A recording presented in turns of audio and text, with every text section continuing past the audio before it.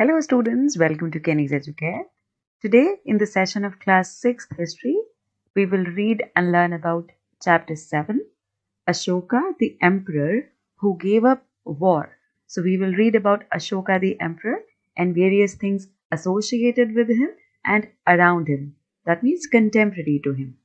Also, we will do this chapter in two parts. So today we're going to start with part 1. So children, for a quick view of how we started this discipline as a whole and how we further moved on from one aspect of the society to other, how we read that society developed from phases to phases in different time period. So first we read that what can we know about the past, correct? Before reading the past, you should know that what can you know from it, right? So we started with this topic. Then we studied where did people live? How do we estimate that where people must have lived?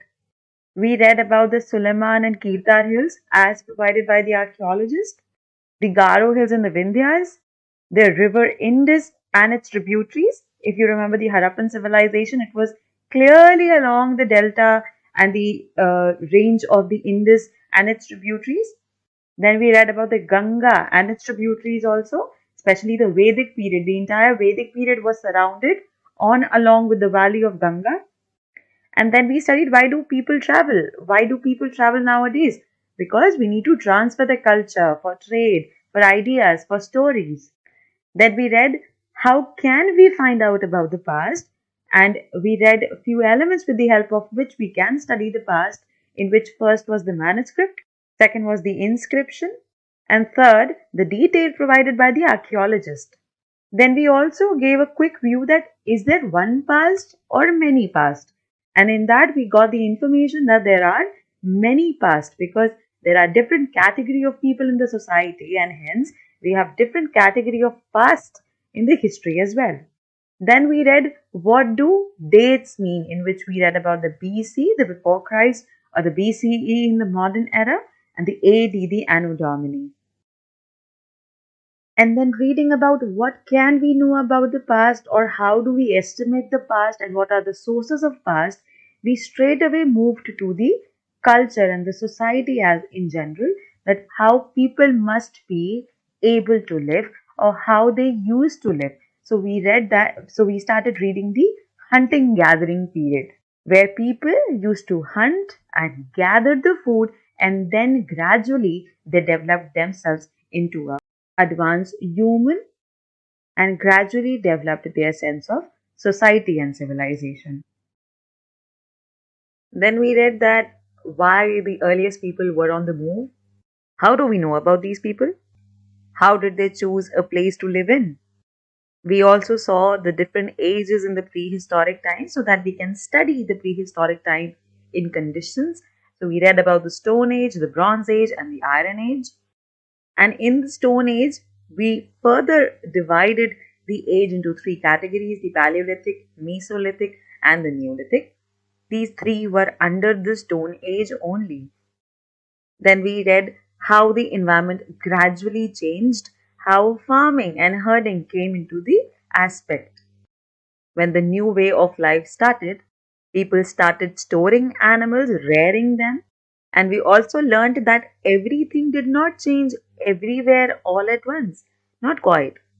And when the Stone Age ended, we started with the Bronze Age, the story of Harappa. We read what was actually special about these cities, what was the structure of the city. We also saw some earliest cities in the subcontinent, the structure of houses, drains and street in the Harappan civilization. That was the Bronze Age. What was the life in the city?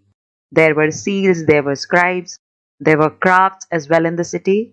How people must have gathered the raw material to make a finished product. From where they got their imports of the raw material from various other countries of the subcontinent. What food people ate and what were their habits in general. Then we gave a closer look to the Harappan towns in Gujarat, that is of Dholavira and Lothal. Then we read how this Bronze Age civilization, the Harappan civilization, also ended. It also came to an end. So we started with the prehistoric, the hunting period where people used to hunt. Then we moved further to farming and herding. Then we moved further to the Stone Age. Then we moved further to the Bronze Age, the Harappan civilization. Harappan civilization also ended. And when finally people settled to the other parts of the subcontinent, towards the Ganga Valley, towards the South Indian cities and other rivers like Narmada, and that was the period when the age of Aryans, the Vedic period, started, and hence we read one of the oldest books in the world. We read about the Sanskrit and other languages in the family of languages. We read about the cattle, horses, and chariots and their significance in the Vedic period, the Rig Vedic, or you can say the early Vedic period. What was the societal status of the early Vedic period? How we found the megaliths in the city, the iron equipments, and then we read the social differences in the society. And finally, when the later Vedic period was getting consolidated, that was the exact same period when kingdoms, republics, and other associations also emerged. And that was the time when men started becoming rulers of the society. We read about the Ashwamedha or the horse sacrifice also, which was a very crucial and significant sacrifice with the help of which a person was considered as very strong contender for the king. Then how the Varnas became a prominent structure in the society of India in the later Vedic period. And exactly in the same period, the Janpadas and the culture of Mahajanpadas also emerged. Then we also read why kings were so interested in making forts, big forts. Then we read how the society developed further to become a consolidated economy also. They created the structure of economy also, and then they started with the system of taxation. Agriculture also changed from the prehistoric time. Now the people were having a lot of productive elements and the productive practices in the agriculture. They started using the plowshares and they started transplanting the paddy. They focused more on the irrigation process. Then we also read about two big cities. First was the Magadh, was a very important Mahajanpad, and second was the region of Vajjis, of which the capital was at Vaishali, Bihar. Then we had a quick and very small glance at Buddha and Mahavira also. Then we got a detailed information about the story of Buddha, how Buddha became Buddha, who was Buddha in his backstory. We also read the 6 schools or the 6 concepts of Indian philosophy. Upanishads also emerged in the same period, that is 2500 years ago, when the other religious ideas, Buddhism, Jainism, and the Indian philosophy were emerging. We got information about Jainism also. The 24th Tirthankar led the introduction of Jainism as a new religion, and how the new questions and ideas of Sangh and monastery also built up. The system of ashrams also built up in the same period by the Brahmins. And now, after reading and taking a follow up of the second urbanization, right, when the later Vedic period and the Magadhan Empire, Vajji Empire grew, right, the new ideas and new empires era. After that, now we will read about Ashoka, the emperor who gave up the war. Basically, we will read about the Mauryas, the large kingdom of the ancient India, from where the concept of kingdom, the concept of large empire grew and emerged well enough. So, in this part, we will read about what is kingdom, how a big kingdom is equals to an empire, who were Mauryas, and what was the empire of Mauryas, how empires are different from kingdom, and how the empire is ruled. एक kingdom और एक empire में difference क्या होता है और empire को rule कैसे किया जाता है. Then we will read about the valorous and glorified ruler Ashoka. He was one of the most significant kings of Mauryan Empire as well as ancient India. Then we will read about the most important war in Kalinga, after which Ashoka, being the emperor, gave up on the war. ये Kalinga war जीतने के बाद he gave up on the war. Okay, so we will read about these topics in this part. So let's get started. So chalo, let's understand the meaning of kingdom and empire. Alright. So the first thing is kingdom. Kingdom is a country ruled by a king or a queen. Any state, any single state, for example, if there's a country and there is this one state which is ruled by one king or a queen is known as a kingdom. That means kingdom always have a monarchical form of government. Monarchical form of government means having a king or a queen. We know that there is a monarchical form of government, there is a democratic form of government, right? As we saw in Greece. Do you remember that Greece, Athens, we read in chapter 5 that they established a democratic form of government. So there is a democratic form of government, there is a monarchical form of government, there are various other kind of government also. But any state having a king or a queen is a monarchical state of government. Okay. Kingdom is basically an area that is controlled by a one particular person. Alright. One particular person. That area is known as a kingdom. Whereas empire is a group of territories or people under one ruler. For example, if this is a country, this is state number 1, this is state number 2, state number 3, state number 4. And if all these states are under one ruler, then it is known as an empire. Okay. So basically empire is a larger unit than kingdom. Okay. Empire consists of small kingdoms. So empire is a group of territories or people under one ruler. Ruler of an empire is called an emperor. किसी kingdom के ruler को हम king या queen कहते हैं, but empire के ruler को हम एम्परर कहते हैं. ऑलराइट. जैसे कि you can see here, for example, so many cities are there red marked with red as well as black. If one single ruler rule all these cities and states, then these the entire region will be known as an empire. Alright, because only one single person is having a control over a group of territories, and that is why Mauryas were an empire. Now who are Mauryas? We will see this into the chapter. So here is the difference, or basically a basic meaning of kingdom and an empire. When we talk about empire, we can also say that a very big kingdom is equals to an empire. जब kingdom बहुत बड़ा हो जाता है तो वह empire बन जाता है. कैसे? For example, if there is a country और अभी तक आप इस state number 1 पे rule कर रहे थे, you were ruling over state number 1, but now you have gained power over state number 2, state number 3, state number 4 also. So your kingdom expanded, and that is why now your kingdom is equal to an empire, because the kingdom is now getting large. The kingdom has enlarged, and a very big or enlarged kingdom is known as an empire. Now we'll read about a very famous empire of the ancient history, the Mauryas. Okay, I hope you have heard the word Mauryas. कि मौर्य राजा सबसे महान थे. They were very powerful, very significant. They had all the valor and all the glory in their empire.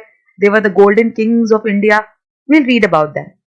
But starting with a very quick introduction, how do we know about Mauryas? Let me tell you. You also know Mauryas. Let me tell you how. The lions that we see on our notes and coins have a long history. क्या आपने ये वाला figure देखा है कहीं पे? कभी देखा है आपने? इंडिया गेट पे भी ये वाला फिगर है. अगर कोई इंडिया गेट घूमने गया है तो if you have seen your coins also has this symbol. Many of our paper currency notes also has this symbol. Have you seen this symbol anywhere? If not, please do find it out. So this symbol known as the Ashoka Chakra,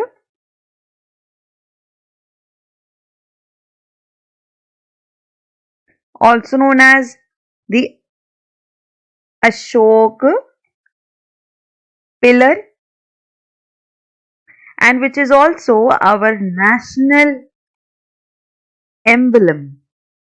Emblem means any symbol. Alright. This figure or this symbol is our national emblem also. Now, whom does this symbol belong to? ये symbol आया कहाँ से? क्या ये हमने बनाया है? We'll read about this. This symbol, the lions basically in these symbols were carved in stone and placed on top of a massive stone pillar at Sarnath. Ashoka was one of the greatest rulers known to history, and on his instructions, inscriptions were inscribed on pillars as well as on rock surfaces. So a king tha, there was one very powerful and famous king Ashoka who gave instruction to inscribe the inscription about his kingdom or about his empire on the pillars. उसने बोला कि ये जो मैंने pillar बनवाया है ना, इस पे मेरे बारे में, हमारे एम्पायर के बारे में, whatever we have won, whatever we have done for the people, whatever practices we have, inscribe everything on this pillar. And then the people who used to inscribe on the pillars did it. He also asked the craft person to inscribe on the rock surfaces also. Okay, so basically it was King Ashoka who ordered to make this pillar, to make this symbol on the pillar. Alright, there's a massive stone pillar in Sarnath which was made and inscribed on the instruction of King Ashoka. अब ये King Ashok कौन है? Before we find out what was written in these inscriptions, let us see why his kingdom was called an empire. Okay, we'll read about the inscriptions by Ashoka, कि उसने क्यों inscriptions लिखवाए, what was written in these inscriptions, what information we have from those inscriptions. We'll read about that. But first we'll read why his kingdom is known as an empire. Because हमें पता है that a very big kingdom equals to an empire. So we will know how big his kingdom was. How big his kingdom was that we call it an empire. We'll read about this in this chapter. Okay. Till now you have read that there is this symbol, this Ashoka pillar, which is in Sarnath, and it was built on the orders of King Ashoka, and various inscriptions are inscribed on the pillar on the instruction of Ashoka. Okay. Alright, so coming on to the introduction of the chapter, that why the kingdom of Ashoka was known as an empire. So we'll see the introduction to his kingdom or to his empire. The empire that Ashoka ruled was founded by his grandfather. Ashoka जिस kingdom को rule करता था ना, that kingdom was founded by his grandfather. The name of his grandfather was Chandragupta Maurya. Okay, so there was a person called Chandragupta Maurya. He is not Chandragupta Maurya, he is Kautilya. Please don't get confused. There was a person called Chandragupta Maurya, and he founded the Mauryan Empire, or you can say Mauryan Kingdom, more than 2300 years ago. That means nearly 300 BCE. BCE, okay, because we are saying 2300 years ago. Alright, whenever we go back date, we talk about the BCE period. Alright, so there was a person called Chandragupta Maurya who founded the Mauryan Empire nearly 300 BCE, or you can say 2300 years ago. Alright, now how do I know that this is 300 BCE? You can do it on your own also. If they have asked 2300 years ago, and for example today is 2000, year 2000, you can deduct this and then you will get 300 but in minus, right?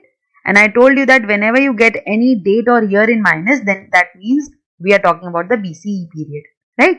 Okay, coming on straight to this, there was a person called Chandragupta Maurya who was the grandfather of Ashoka. Chandragupta Maurya founded the Mauryan Empire in 300 BCE, nearly, not exactly, nearly. We do not know the exact date. Nearly 300 BCE. Alright, now we'll talk about his family also.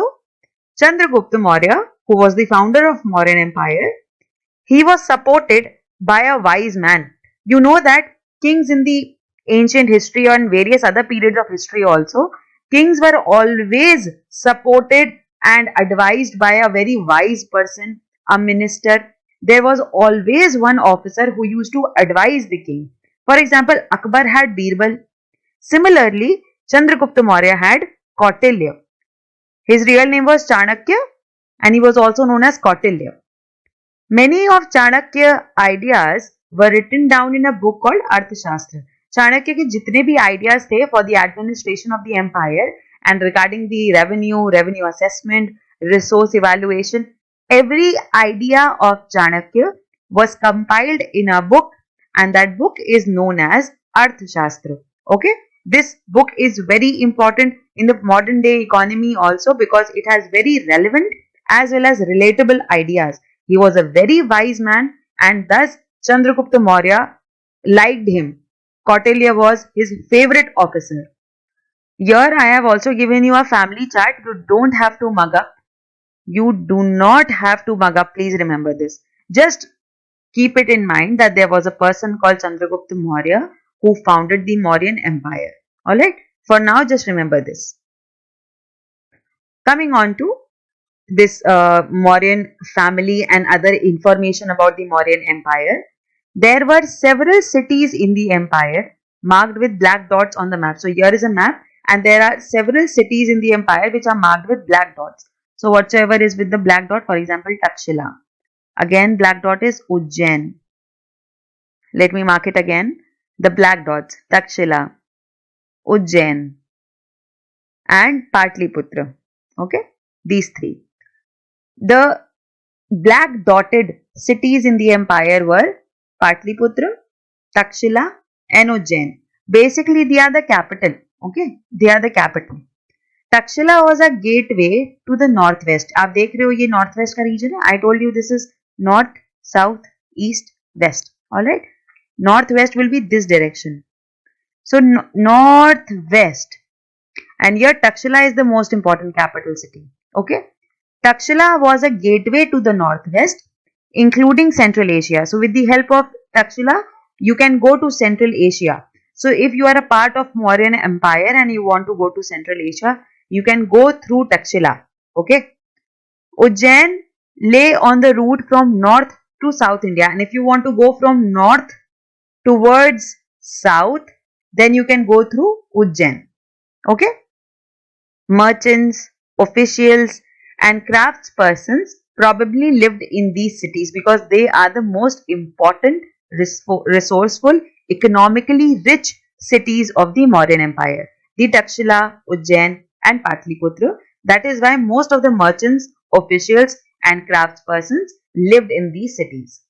In other areas, there were villages of farmers and herders. There were villages also, not only cities, there were villages also. So there were various villages of farmers and herders also in the Mauryan Empire. In some areas, such as Central India, this region, Central India. In some areas such as Central India, there were forests where people gathered forest produce and hunted animals for food. Okay, there were hunter and gatherers also who used to gather the forest produce and used to hunt animal for food also. So most of the forest or forested area was in the Central India in the Mauryan Empire. Okay, people in different parts of the empire spoke different languages, just like the modern India. Just like modern India. In modern India also, every region speak their different language. For example, there is a different language in Maharashtra, different language in Karnataka, different language in Andhra, Telangana, Kerala, Tamil Nadu, Bihar, UP, Odisha, Rajasthan, Punjab. All have their separate language. Similarly, people in the Mauryan Empire also, different parts of the empire spoke different languages. Okay, so there was a diversity. You can say that there was a diversity in the Mauryan Empire. They probably ate different kinds of food and wore different kinds of clothes as well. वो अलग अलग तरीके का खाना खाते थे, अलग अलग तरीके के कपड़े पहनते थे. Okay, so there was unity also, there was diversity also, and there were various categories of people living in the empire. The places where inscriptions of Ashoka have been found are marked with red dots. Can you see the red dots here? Girnar, Sopara, Sanati, Maski, Brahmagiri, Yaragudi, Dhuli, Jagoda, Sachi, Roopnath. All these red marked cities are those places where inscriptions of Ashoka have been found. Okay, and I told you in the first chapter also that inscriptions are any writing. Inscriptions are writings on relatively hard surfaces such as stone or metal. I told you this in the first chapter. Do you remember this? Following things can be written in it. What can be written on the inscription? Any order of king, any records written by men and women or any records of victories in battle. So this is inscription. When you inscribe something on the hard surface, such as stone or metal. So here we saw the places where inscriptions of Ashoka have been found, and these were included within the empire. Now you have to name the countries where Ashokan inscriptions have been found. Okay? Been found. Alright? Do find out such countries where Ashokan inscriptions are found if you can find. Okay? Else I will answer in the end of the chapter. Don't worry. Okay? Now coming on to what is dynasty. We have read in chapter 5 also Haryanka dynasty, Nanda dynasty. Do you remember that? So dynasty is basically when members of the same family become rulers one after the another. I told you sequence of kings belonging to the same family. Sequence of kings belonging to same family is known as a dynasty, and Mauryas were also a dynasty. Now you will be very confused, ma'am. You are saying that it is a kingdom also. It is an empire also. It is a dynasty also. How many terms are there in history? We don't understand. Okay. So let me make it clear. What is the difference between these three and what are these actually? So देखो, it's very simple. देखो, एक चीज होती है kingdom. I told you. Any area which is ruled by one ruler may be king or queen, and hence it is generally a monarchical system. It always has a monarch. The kingdom generally has a monarch because kingdom always have one king or a queen. Then there is empire. I told you large kingdom equals to an empire, right? Large kingdom equals to an empire. Now talking about dynasty, ये third term dynasty कहाँ से आ गया? See, dynasty kingdom में हो भी सकती है, नहीं भी हो सकती है. Okay? I told you dynasty तब होती है when there is a series of kings from same family. From same family. So if we talk about a kingdom, or if we talk about an empire also, that means a large kingdom. If in a kingdom there is a series of kings which belong to the same family, then it will be a dynasty in a kingdom. A dynasty based kingdom. That means a kingdom where all the kings in series belong to the same family. But few kingdoms are also there in history which does not have kings from the same family. Okay? So kingdom can consist of a dynasty, cannot consist of a dynasty also. Kingdom जरूरी नहीं है dynasty हो उसमें. Dynasty होना जरूरी नहीं है kingdom में. A kingdom may consist of a dynasty and may not consist of a dynasty also. If the kingdom has all the kings belonging to a single family, then that kingdom will have dynasty. But if the kingdom has kings from separate family, from different family, then that kingdom will not have a dynasty. Okay, so this is the basic difference between kingdom, empire, and dynasty. So when the members of the same family become ruler one after the another, the family is called a dynasty. Mauryas were a dynasty with 3 important rulers. हम 3 important rulers के बारे में ज़्यादातर पढ़ते हैं Mauryas में because they were the most important, most successful, resourceful, powerful, and they had various glorified victories in the history. So 3 important rulers of the Mauryan dynasty, Mauryan empire, Mauryan kingdom. You can say anything. Okay, everything is correct. If you call it an empire, kingdom, dynasty, anything. So 3 important rulers of Maurya dynasty were Chandragupta, the founder of the Mauryan empire, as we read right now. Right, we saw this person who was the founder of the Mauryan empire. Second king is the Bindusar. Basically, Bindusar was the son of Chandragupta Maurya. Okay, and third king was Bindusar's son, Ashoka. Can you see? All the 3 kings belong to the same family. That is why they are a dynasty. Chandragupta, his son Bindusar, and his son Ashoka. These 3 are the most important and powerful kings of the Mauryan dynasty. Now talking about how are empires different from kingdom. हमने पढ़ लिया kingdom का meaning क्या होता है, हमने पढ़ लिया empire क्या होता है. We got an introduction to the Mauryan empire also, that Chandragupta was the founder of the Mauryan Empire. Then another powerful king of Mauryan Empire was Bindusar, not Bimbisar. Not Bimbisar. Bimbisar was ruler of Magad Empire. Okay, he was ruler of Magad Empire. The Mauryan king was Bindusar. Okay, Bindu, not Bimbi. Bindusar. Then after Bindusar, the most powerful king was Ashoka. So we read about this, and now we have to tell how empires were different from kingdom. Empires इतने बड़े होते कैसे थे और उन्हें ऐसा क्या क्या चाहिए होता था that they were different from the kingdoms. So here is the answer for this. Empire is ruled by an emperor and kingdom is ruled by a king. Empire is larger in geographical area. You know that a group of territories makes an empire. A group of territories makes an empire. Whereas kingdom is only one area ruled by one single queen or king. Okay, that is why empire is larger in geographical area than a kingdom. Emperors need more resources than kings.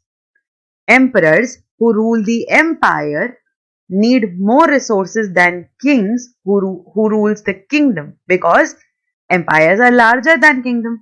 Empires kingdom से बड़े होते हैं.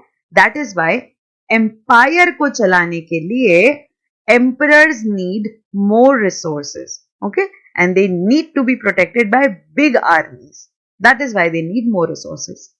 Also, they need a larger number of officials who collect taxes, because if you talk about an empire, if this is an empire and you have so many territories, 1, 2, 3, 4, 5, 6. If you have 6 territories and you have to collect taxes from 6 territories, then definitely you need more officials to collect tax.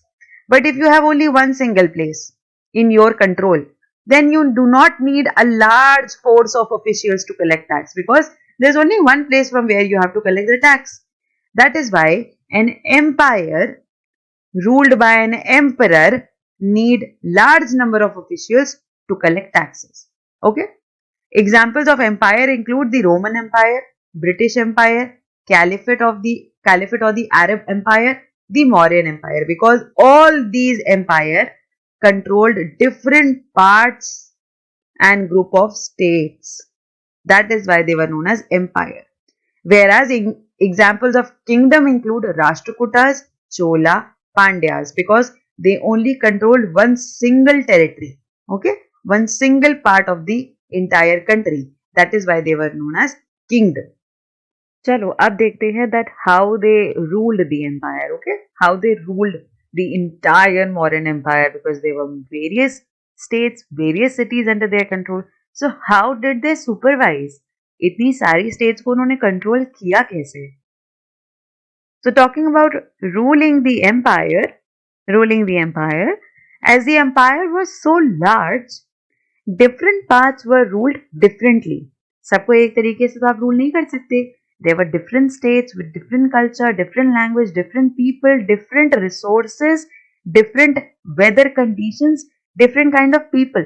That is why different parts were ruled by different ideas.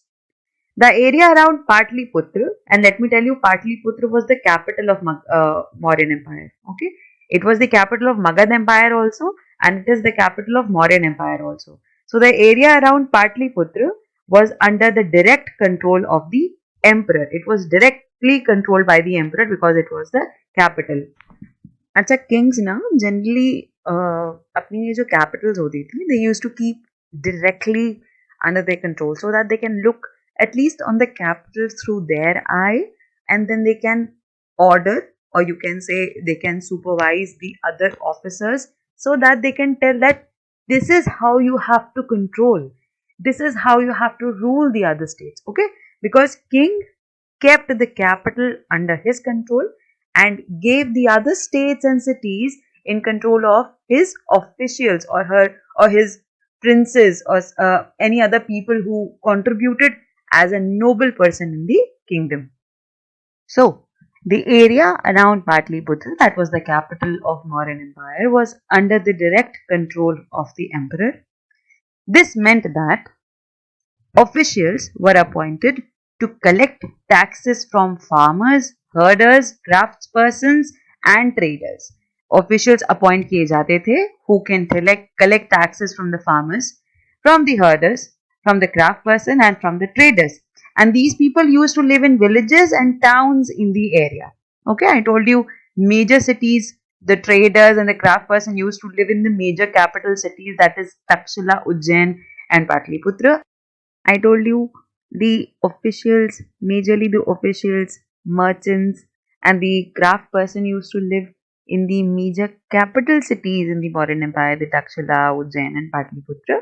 And the farmers, herders, and other occupational people used to live in the other towns, all these red marked towns. Okay.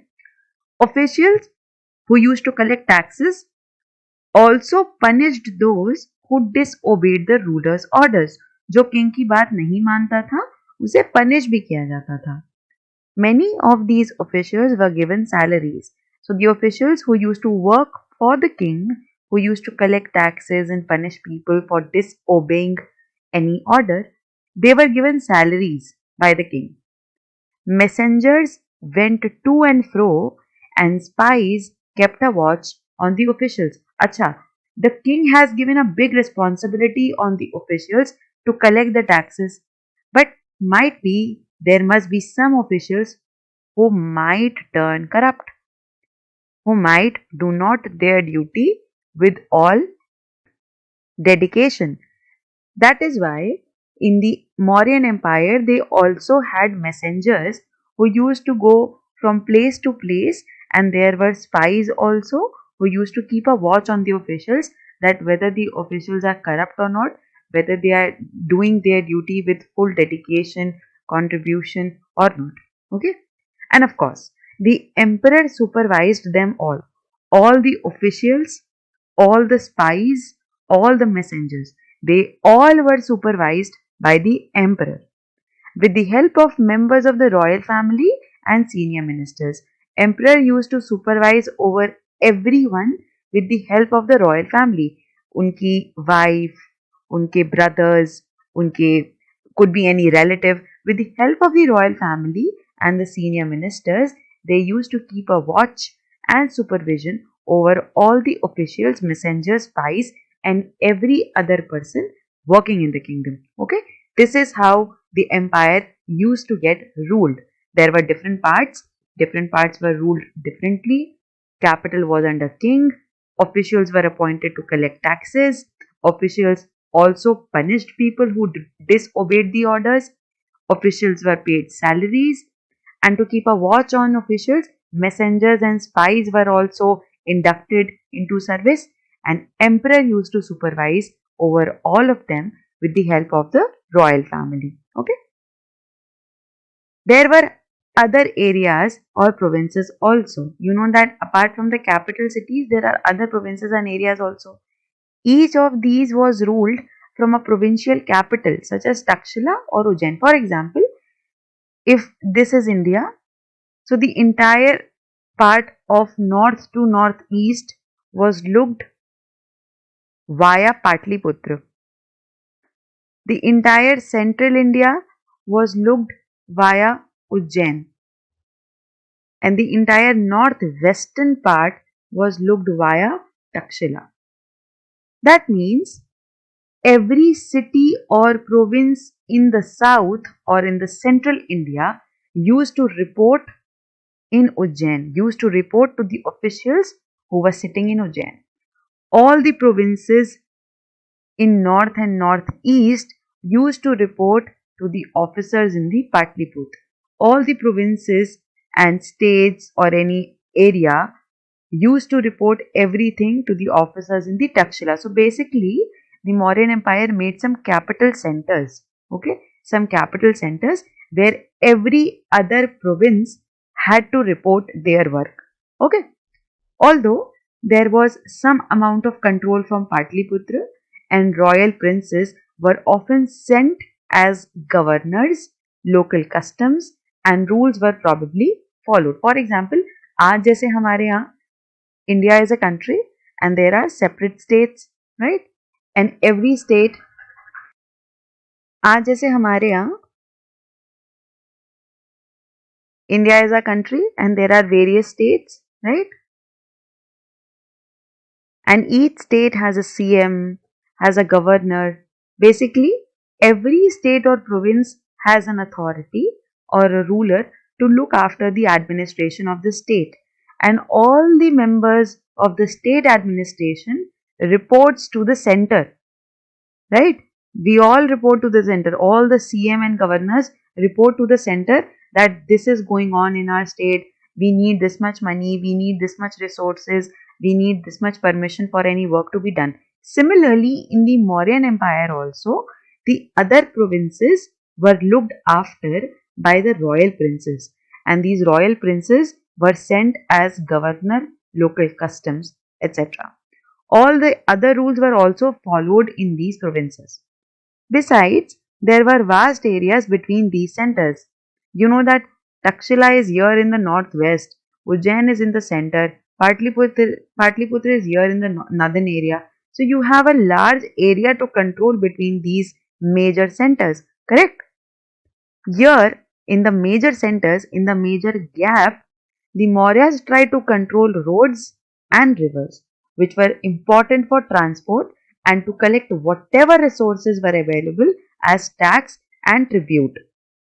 For example, if I show you the map, you can see here that I'm marking with the blue ink. Okay, you can see here that here is Takshila, here is Ujjain, and here is Patliputra. Now there is a huge gap between these centers, right? A large area is there to be controlled. How will you control these areas? You will control the rivers. You will control the roads, because if any enemy comes in this area, if any attack is done in this area, it will be done via rivers and roads only, because enemy will come through road or some sort of transport, or maybe with the help of rivers, right? With the help of boats and rivers. So to control the area, the kings of the Mauryan Empire used to control the rivers and roads. They also control the rivers and roads so that they can collect resources also, because you know that rivers and roads give you a lot of resources. If transportation will be there on the road, you can charge poll tax from them, right? There's a poll tax, you know this, correct? If transport will be there on the road, you can charge poll tax. If people will use water, you can charge custom charge from them, right? You can also ask for tributes from those people. So different kind of categories of control were there on the roads and rivers, so as to protect the state also, so as to give security to the people of the state, as well as to inherit a lot of resources as much as possible. Okay. For example, Arthashastra tells us that Northwest was important for blankets and South India for its gold and precious stones. Arthashastra, the book written by Kautilya, Chanakya, who was the very important minister for Chandragupta Maurya. And who was Chandragupta Maurya? Chandragupta Maurya was the founder of Mauryan Empire. So Arthashastra tells us that the northwestern part of India was very important for blankets. Good blankets used to be made in this area. In South India was famous for gold and precious stones. So maybe they used to tax these areas, and it might be possible that these resources were collected as tribute also. For example, if there is any officer who went to supervise the South Indian region, he might go and ask people or governor of that area to give some precious stones or gold for the king as a tribute. उनको जाके बोल सकता है कि मैं आपको यहाँ देखने आया हूँ कि आप यहाँ कैसे काम कर रहे हैं, you are doing very good job, चलो आप कुछ हमें गोल्ड और कुछ स्टोन्स दे दो, किंग को गिफ्ट कर दूंगा, right? People used to send gift to the king, you know this. So places which were famous for particular product, officers might have asked those product as a kind of tribute for the king, right? There were also the forested region. I told you earlier also that central India was the major region where most of the forests were there, and lot of forest dwellers and gatherers were also there who used to gather the forest produce, and then they used to give those produce as gift to the king. I mean, not all the produce, but some of the part of the produce, right? They used to give part of the produce to the king, correct? So there were also forested regions. People living in these areas were more or less independent. ये लोग ज़्यादातर independent होते थे because forest में रहते थे, कोई घर नहीं है, कोई land tax नहीं है, etc. But may have been expected to provide elephants, timber, honey and wax to the modern officials. अब जो लोग forest में रहते हैं, आप उनसे क्या tax charge करोगे? They do not even have an income. What will you tax from them? They don't even use the transport. They don't use any custom-based service. What will you charge from them? You can't charge any money from them. That is why what kings used to do? Kings used to ask these forest people कि आप लोग tax मत दीजिए, but please send your elephants for the army because we have to fight a battle. So we need your elephants to train them and then fight in the battle. Give timber to us, give honey to us, give wax to us. Okay, these are the products which gatherers used to collect from the forest. So officials used to ask these forest people to give all these products instead of giving any tax. Okay, so this was a kind of ruling system, a very consolidated form of ruling system in the modern empire. So question is here that in what ways was Patliputra? Do you remember Patliputra? It was a capital of, can you recall? So you have to tell in what ways Patliputra was different from Mohenjo-daro. Now they have connected the dots of Harappan Valley civilization to the era of 6th to 4th century BCE, that means the era of second urbanization. Patliputra, which was also very important for the Magad Empire because it was the second capital of Magad Empire. Do you remember Magad Empire? The first capital was Rajgriha and then they shifted to Patliputra. And now you have to tell what is the difference between these two cities. Can you relate? Can you think of any difference? We'll tell you in this answer. Talking about Patliputra, this is a large, beautiful city surrounded by a massive wall. That means it was fortified. It was a fortified city. It has 570 towers, 64 gates to enter. The houses were of 2 and 3 stories, were built of wood and mud brick. The buildings in the Patliputra were generally 2 or 3 stories. They were generally made of wood and mud brick. King's palace was also made of wood and decorated with stone carvings. Okay, various stone carvings, various inscriptions, various designs were there on the palace and walls of the king's palace. It is surrounded with gardens and has enclosures for birds also to keep the birds. The palace was surrounded, the palace in the Patliputra city is surrounded by gardens and has enclosures for birds also. But if we talk about Mohenjo-daro, there was no king. We have no record of having a king in the Mohenjo-daro culture, right? There were some powerful people, a group of people, powerful people. There was no single king. We do not have any such record which shows that Mohenjo-daro has a king. There was no king in Mohenjo-daro, hence there was no palace. You know that we have not read anything about palace in Mohenjo-daro. We haven't discovered any palace in Mohenjo-daro. There was no palace. There was only a citadel, a upgraded land area than the lower town.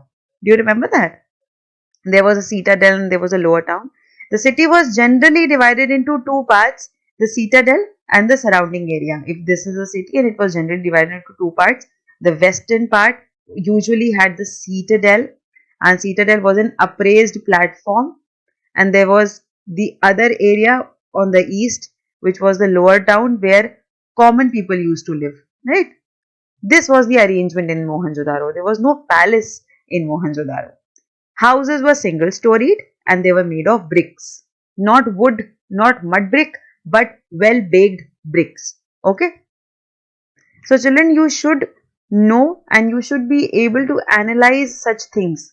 If you read different periods of history, you should be able to compare different periods of history. Okay, you read about Mohenjo-daro, which was a part of first urbanization of Indian subcontinent, and then you read about Patliputra, which is a part of second urbanization in the Indian subcontinent. and you should know the difference between the two. You should be able to compare between the two, between the structure, between the activities, between the culture, and between the settlement of these two cities of different urbanization period. Okay. All right, let's see this word tribute. Okay, so there was a thing called tribute also, which was used to get collected from the people in the Mauryan Empire. अब ये tribute क्या होता है? You have read about taxes in the fifth chapter, that kings now started the culture of collecting taxes for a regular source of income so that their revenue can enhance. Only then they can work more and better for the welfare of the people, so as to enhance their army, so as to enhance their culture, their architecture, painting, scholars. So they have, for all the expenditure they have to make, they need a regular source of income also. But apart from taxes, which were collected on a regular basis, tribute was one such collection which was collected as and when it was possible. जरूरी नहीं है कि if you have paid tribute in the month of January, then you have to pay the tribute now in the month of February. It might be in a condition that if you have paid the tribute in January, the next week they will come again to collect the tribute from you.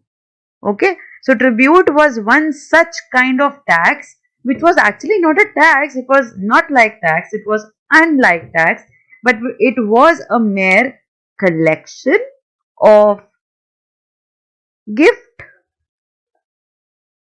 which was collected as and when it was possible from people who gave a variety of things, more or less willingly. उनका मन होता है नहीं होता है, that does not matter. You had to pay tribute to the king, and this tribute was collected so that nobles can show to the king that people have sent you gifts, people have sent you collection of money as a response of gratitude, respect, and admiration. People admire you, people respect you, people are showing gratitude towards you. That is why they have paid tribute to you. So taxes which were collected on a regular basis, tribute was collected as and when it was possible. जनवरी में collect कर लिया, अब फरवरी में possible नहीं था, मार्च में possible नहीं था, कैंसिल कर दिया. Now they will come in April to collect the tribute. Okay, tribute was collected as and when it was possible. So it was also one of the part of collection which was made from the people by the officials during the Mauryan Empire. Alright, so starting with Ashoka, a unique ruler. You can call him Ashoka or Ashoka also. Okay, either of the words will be correct, either of the pronunciation will be correct. So I'll call this ruler as Ashoka. This Ashoka was a unique ruler. Why? Because he was the most famous Mauryan ruler, and he was Ashoka. He was the first ruler who tried to take his message to the people through inscriptions. In the Mauryan Empire, we saw that the founder, Chandragupta Maurya, was a very powerful and successful king because he was able to conquer over various states and cities and settle a large empire. Then came Bindusar, not Bimbisar, okay, Bindusar, and then came his son Ashoka, right? Ashoka was the first ruler in the Mauryan Empire who started writing messages in the form of inscription, using some wooden or any solid material to carve messages on it. Okay, so he was the first ruler who used inscription, who basically tried to give his message through inscription so that people in the future can know about him, about his valor, about the Mauryan Empire, about his beliefs and activities and everything. Okay, most of the Ashoka's inscriptions were in Prakrit. Prakrit is a language, and the inscriptions were written in the Brahmi script. I told you in the first chapter also that language is a different thing and script is a different thing. First or second chapter, I told you that language is a different thing. Language is a thing which we speak or write, and script is a form of writing. Okay, so Prakrit was the language used to write the inscriptions during the time of Ashoka, and the script which was used to write the inscription was Brahmi script. For example, we write Hindi, but we use the Devanagari script. We use English, but we use the Roman script. Okay, so language and script both are different things. So the language in which most of the inscriptions of Ashoka was written were in Prakrit, and the script which was used to write the inscription was Brahmi. This is one of the examples of the script, and this is a very near to image of Ashoka. This is what somehow Ashoka used to look like. Okay. Now let's read the topic Ashoka's war in Kaling. देखो ये topic mainly और ये chapter mainly यही है that Ashoka was that great emperor belonging to the Mauryan dynasty जिन्होंने war पे ही give up कर दिया. Why? कलिंग का एक वॉर हुआ था. कलिंग एक प्लेस है ओडिशा में. ठीक है, this is Odisha, the present day modern Odisha. Kalinga एक बहुत इंपॉर्टेंट एडमिनिस्ट्रेटिव और स्ट्रेटेजिकली बहुत ही इंपॉर्टेंट टेरिटरी हुआ करता था उस century and that period of history. And there was a war which happened in Kalinga between the raja of Kalinga and Ashoka. ठीक है, Ashoka won this war, but even after winning the war, Kalinga का war लड़ने के बाद अशोका ने कोई और वॉर नहीं लड़ा. उसने वॉर करना ही छोड़ दिया. और ऐसा क्यों हुआ? We read about this. Okay, so reading about Kalinga's war. Kalinga is the ancient name of coastal Odisha. Okay, Ashoka fought a war to conquer Kalinga. However, he was so horrified when he saw the violence and bloodshed that he decided not to fight any more wars. Okay, उन्होंने decide किया कि अब हम ये ओडिशा है ना बेटा, इसको ओडिशा बोलते हैं अब. ठीक है, सो द न्यू प्रोनाउंसिएशन और new spelling for Odisha is Odisha. So he one the war, but he was so horrified कि इतना वायलेंस, इतना ब्लडशेड, इतने लोग मर गए सिर्फ इस वजह से that I wanted to conquer Kalinga. इस वजह से he was sad, he was disappointed, and he said कि this is not the purpose of life. मैं राजा हूँ, मेरा काम है to take care of people, मैं टेरिटरी का ध्यान रखूं, बट इस तरह नहीं कि मैं दूसरे की टेरिटरी को कॉन्कर करने के लिए इतना ब्लडशेड एंड वायलेंस करूं. The world does not need violence, world needs peace, right? He is the only king in the history of the world who gave up conquest after winning a war. एक war जीतने के बाद कोई राजा Wars give up नहीं करता, वो और war लड़ता है और जीतने की कोशिश करता है. But Ashoka was known as the Ashoka the great because he was that warrior, that king जो एक वॉर लड़ने के बाद ही gave up on the conquest. उसने बोला ठीक है मैं ये जीत गया हूँ, ओके, बट इसके बाद मैं कोई कॉन्क्वेस्ट नहीं करने वाला, because that's not what life to me is. I don't think world needs these kind of wars. Okay, कोई भी किंग जब वॉर जीत जाता है तो क्या करता है? वो और वॉर्स लड़ता है और जीतने की कोशिश करता है, right? But Ashok was a unique king because he was the only king in the world history who gave up the conquest, who gave up on wars even after winning a war. जीतने के बाद भी उसने Wars पे give up कर दिया because he was not happy with the violence Wars call upon. He was not happy with the bloodshed happens during the war. Okay, can you see the innocence and the virtues of Ashoka? He was so considerate and careful about his thoughts that why am I even playing at war? What am I doing? What's the purpose of all this if there is so much violence? We need to live in peace. We need to live in happiness, and this is not happiness. Wars are not happiness, right? That is why he gave up on the war.